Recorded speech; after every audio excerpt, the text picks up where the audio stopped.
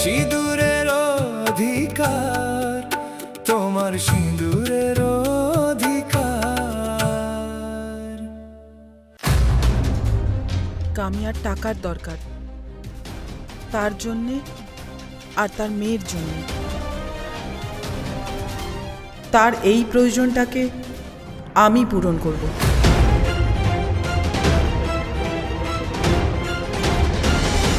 প্রধান পরিবারের বৌমা হিসেবে ও এই প্রধান পরিবারের বউ নয়।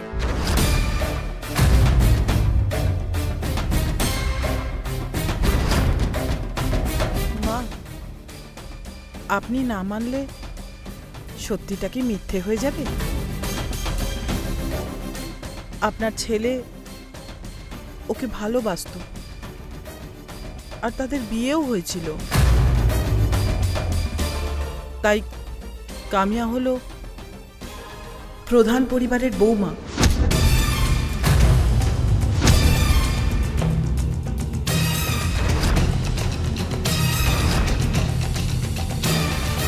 আর প্রধান পরিবারের বৌমা বাঁচার জন্য ভয় পাবে, বাইরের লোকের কাছে নানা কথা শুনবে, সেটা আমি সহ্য করতে পারবো না।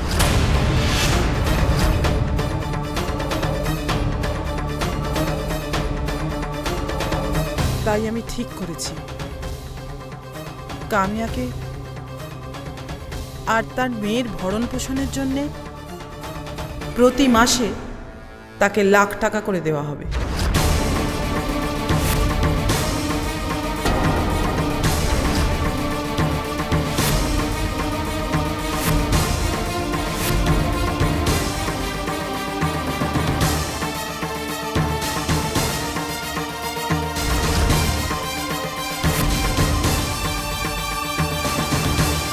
সেই জন্য তাকে আর কারুর সামনে হাত পাততে হবে না।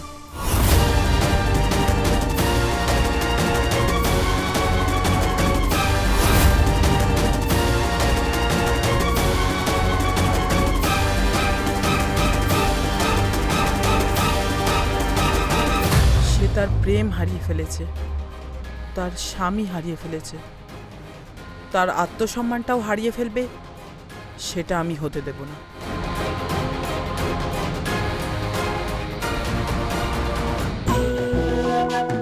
পুরো লক্ষ্মী মায়ের মতো। আমি তো ভেবেছিলাম 10-20 হাজার দেবে, কিন্তু এই বাড়ির লোকের মন তো খুব বড়। 1 লক্ষ টাকা মানে প্রতি মাসে। কামিয়া, তোর তো লটারি লেগে গেছে। পবিত্রা দিদি খুব ভালো।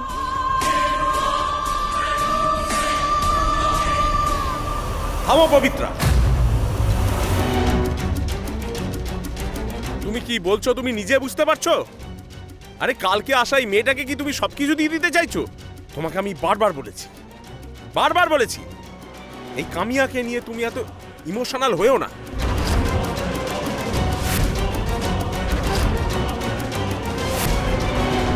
দাদা, আমিও বলেছি না, শুভরাজের প্রথম স্ত্রী হিসেবে আমার যা যা অধিকার আছে, ওর দ্বিতীয় স্ত্রী হিসেবেও তাই অধিকার আছে।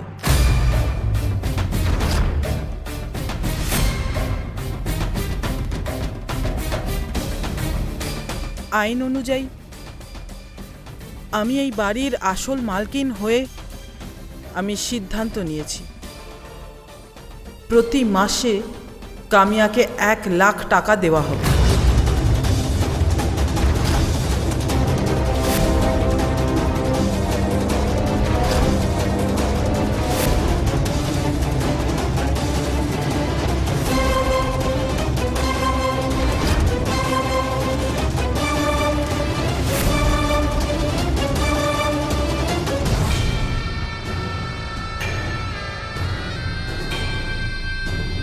দিদি, আমি শুভরাজের কাছে কখনো টাকা পয়সা চাইনি।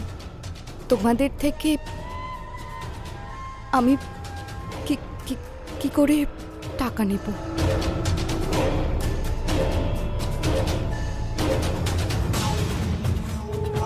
আমি নিজে রোজগার না করলে আমার গিল্টি ফিল হবে।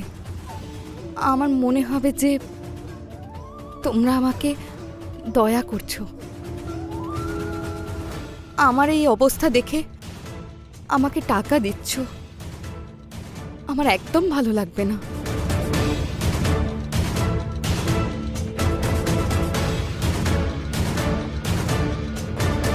সেই জন্যই তোমাদের থেকে টাকা নেওয়ার জন্য আমি বারণ করেছি। আমার আমার খুব ছোট লাগছে দিদি।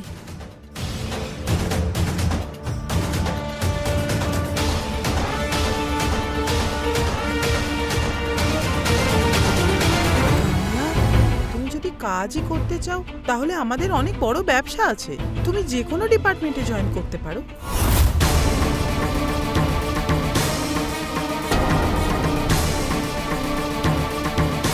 আর উর্বিটা বড় হয়ে গেলে তুমি নিজের অফিস স্টার্ট করে নেবে।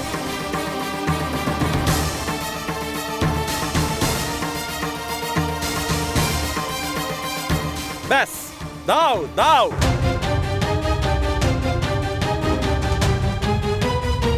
তাকেই সবকিছু দিয়ে দাও। মা, এরপরে কি তোমার কিছু বলবার আছে?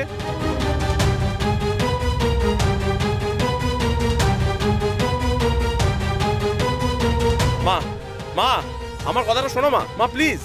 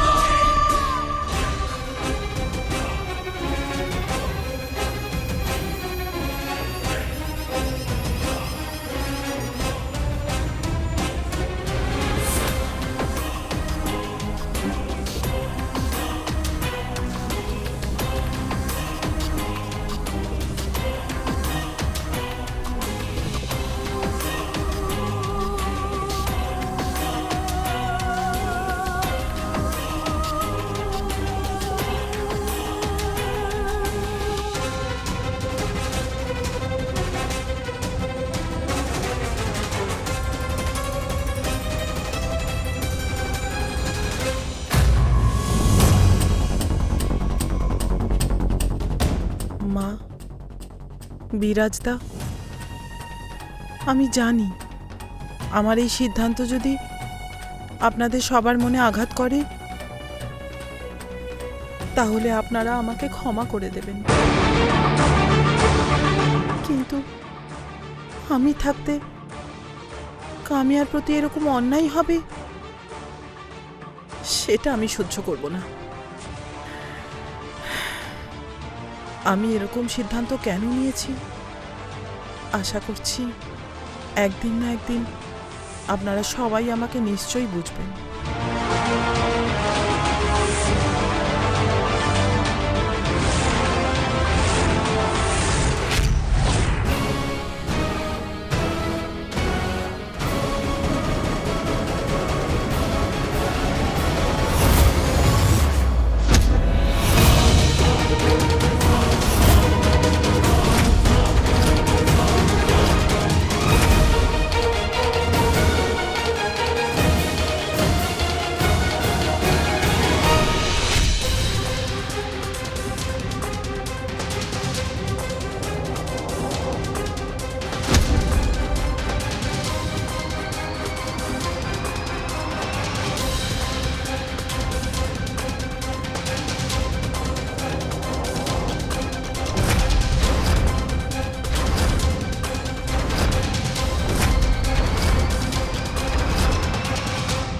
মা কেন প্লিজ। মামা করছিস?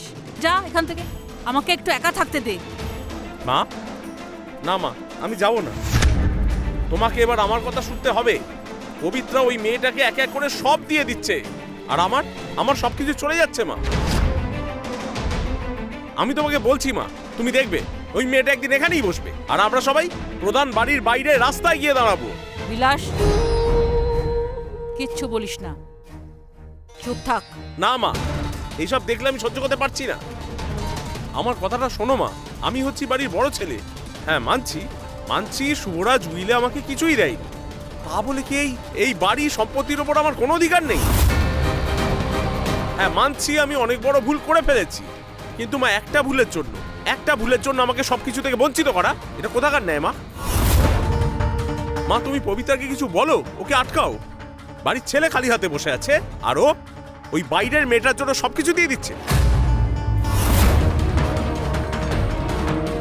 মা আমাকে আমাকে একটু ভরসা করো মা, আর সবশেষে আমাকে একটুখানি সুযোগ দিন।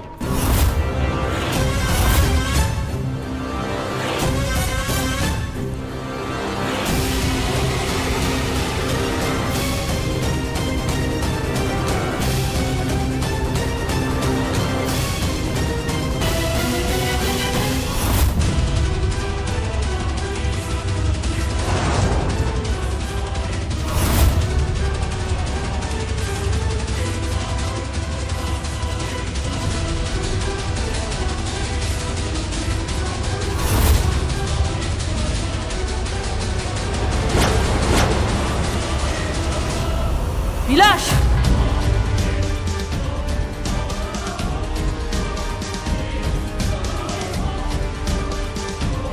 তোর যদি যোগ্যতা থাকতো তাহলে আজকে এই সবের মালিক তুই হতিস, পবিত্রা নয়। ভরসা অর্জন করতে হয় বিলাস। একজন রাজা তখনই সিংহাসনে বসে যখন তার প্রজাদের ভরসা জেতে। নিজের ধৈর্য আর সংযমের ফলে লোকের হৃদয়ে স্থান পায়।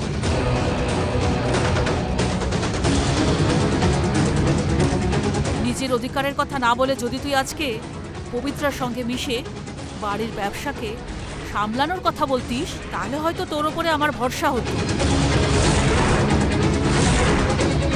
সবকিছু হারানোর থেকে অল্প কিছু হারানো আমি সহ্য করে নেব বিলাস।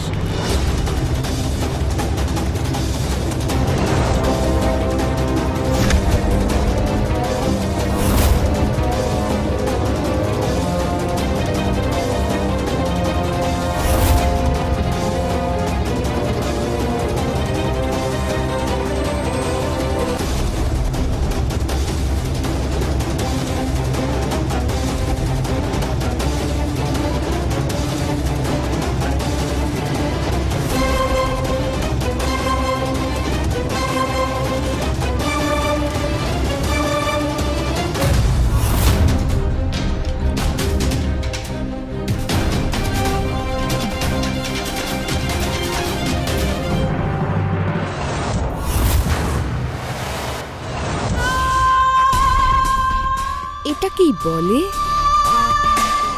একটা ঢিলে দুটো শিকার।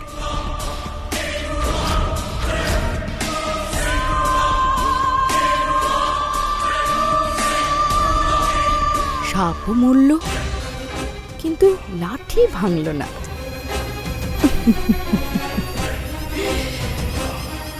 কুন্দনকে সাথে সাথে ঘোল খাইয়ে দিলাম, আর পবিত্রা দিদির কাছ থেকে টাকাও নিয়ে আসলাম, তাও সন্দেহ ছাড়াই।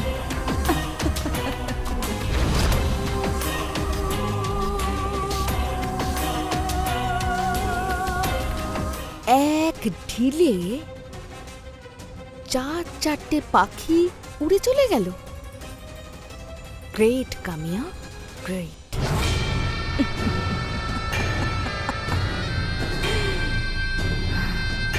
ভাই বোন দুজনকেই তুই ফাঁসিয়ে দিলে কামিয়া।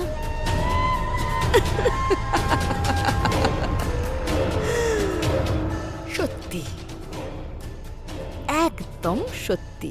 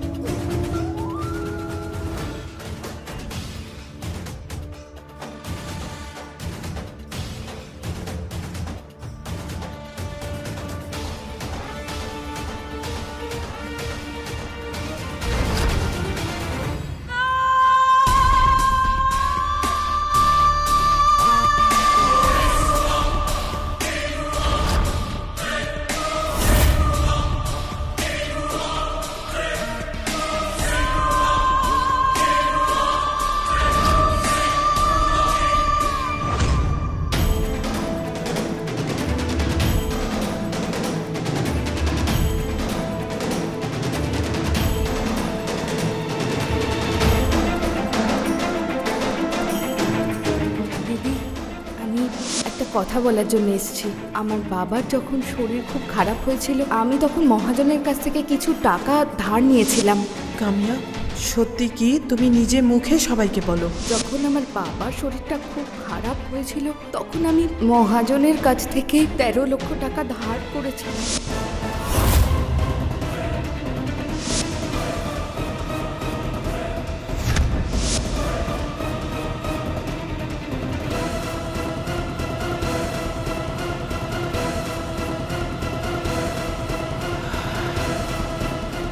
কামিয়াকে চিনতে আমি কিছু ভুল করছি না তো? বাড়ির লোকেরা কামিয়ার সম্বন্ধে যা কিছু বলছে সে সবই কি সত্যি?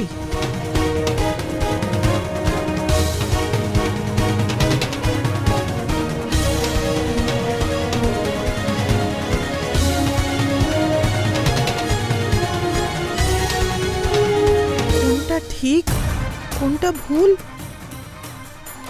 কিচ্ছু বুঝতে পারছি না।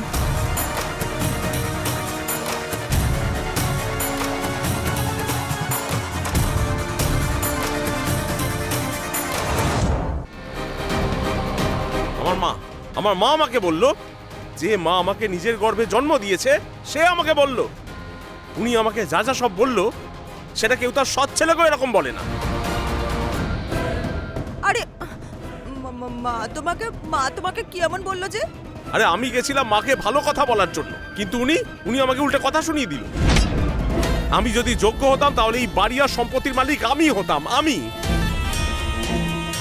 সব জিনিস সামলাতে গেলে এরকম একটু ক্ষতি হয়? আরে আমি কি এতই অযোগ্য যে সবকিছু হারিয়ে ফেলতাম?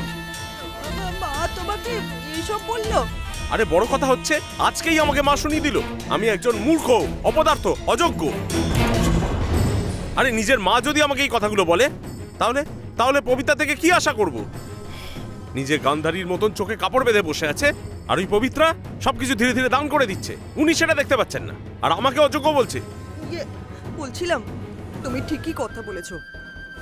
আজকে যেমনও কুন্দনকে বোকা বানিয়ে দিয়ে সব জিনিস নিজের জন্য নিয়ে গেল, মানতে হবে তার বুদ্ধিকে। ছি ছি ছি ছি ছি, কি সব একটা মন গড়া গল্প বলে দিল, তারপরে চোখে দুফোঁটা জল বের করে দিল। সবাই তার কথা বিশ্বাস করে নিল। সত্যি কথা হচ্ছে ওই চালবাজ মহিলাটা মহাধূর্ত আছে। ওই বউটার সবাইয়ের সামনে মুখ দিয়ে একদম কথা বেরোয় না, আর সবাইয়ের পিছন থেকে ফোনা তুলে কিভাবে ছোবল মারবে সেই কথাই ভাবছে।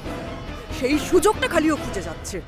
রমা, আমার মনে হচ্ছে ওই কামিয়া আস্তে আস্তে সব নিজের হাতের মুঠোয় করে নেবে, আর কয়েকদিন পরে সব নিজের অধীনে করে নেবে। আমারও তো সেই কথাটা মনে হচ্ছে। আমরা এখন কি করব? আমি ভাবছি কামিয়াকে আমাদের ভালো লাগুক বা না লাগুক, কিন্তু এবার আমি তাকে সমর্থন করব, কারণ এইটা হচ্ছে একটা বুদ্ধিমান লোকের কাজ। বুঝতে পারলে? পবিত্রা হচ্ছে একটা পুরনো হয়ে যাওয়া জাহাজ, আর একটা পুরনো জাহাজ কখনো কারুর কাজে লাগে না। এই বাড়িতে আমার দুজন পরম শত্রু, একজন হলো পবিত্রা আর একজন হলো মা। এই দুইজন আমার থেকে আমার স্বপ্নকে আলাদা করে দিয়েছে। সেই জন্য একটা কথা আছে, শত্রু হয় সবসময়। রাইট, এবার সময় এসে গেছে ওই কামিয়ার সঙ্গে হাত মেলাতে হবে।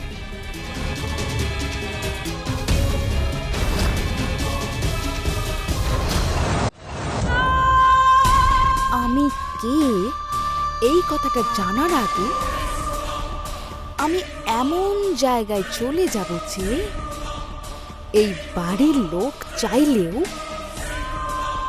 আমার কিচ্ছু করতে পারবে না।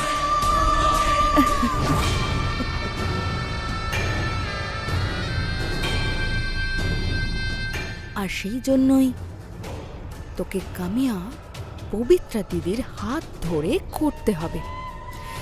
তুই যা কিছুই করবি ও সেটাই করবে না, তোকে কিচ্ছু করতে হবে না।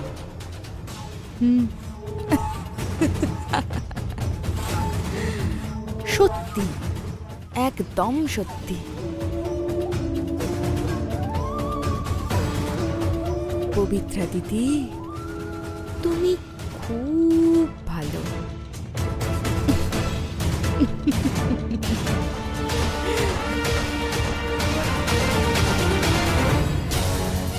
না, এত তাড়াতাড়ি ডিসিশন নেওয়াটা ঠিক হয়নি। আমি বোধহয় কামিয়ার প্রতি বেশি ইমোশনাল হয়ে পড়েছি। এই কথার মূল অবধি আমাকে পৌঁছতেই হবে।